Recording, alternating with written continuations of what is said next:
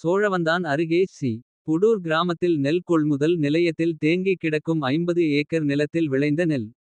ஒரு போக சாகுபடியில் விளைவித்த நெல்லை அரசு கொள்முதல் செய்யாமல் தேங்கிக் கிடக்கும் அவலம்.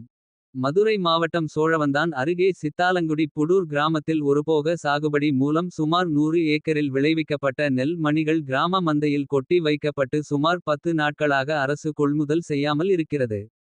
மற்ற இடங்களில் இருபோக சாகுபடியில் விளையும் சூழ்நிலையில் ஒருபோகத்தில் விளைவித்த நெல்லையே அரசு கொள்முதல் செய்யாமல் மௌனம் காத்து வருவது விவசாயிகளுக்கு மிகுந்த மனவேதனையை ஏற்படுத்தி வருகிறது.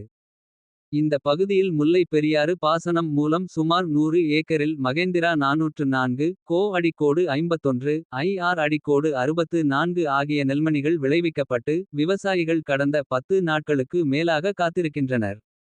தற்போது திடீரென மழையும் பெய்து வருகிறது. தாங்கள் விளைவித்த நெல்லை பாதுகாக்க முடியாமல் மிகுந்த சிரமத்திற்கு ஆளாகி வருகின்றனர். மேலும் அதிக நாட்கள் வெயிலில் இருப்பதால் எடையும் குறையும் வாய்ப்பும் உள்ளது. மேலும் ஏக்கருக்கு பல ஆயிரம் ரூபாய்க்கு மேல் செலவு செய்து மகசூல் செய்தும் கொள்முதல் செய்யாமல் அரசு இழுத்தடிப்பதால் மிகுந்த மனவேதனையில் உள்ளனர் விவசாயிகள்.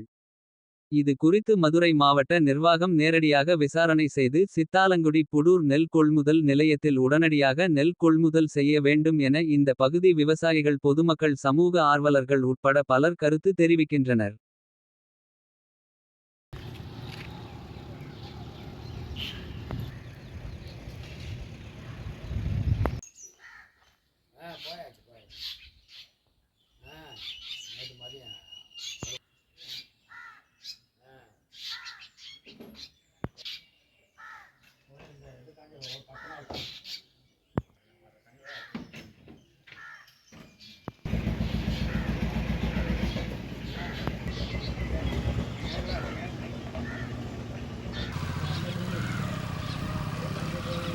குடும்பத்தினர் அனைவருக்குமான கலர்ஃபுல் ஆடைகளை கம்மி விலையில் பெஸ்ட் குவாலிட்டியா வாங்கிட லதா சில்க்ஸ் அண்ட் ரெடிமேட்ஸ்.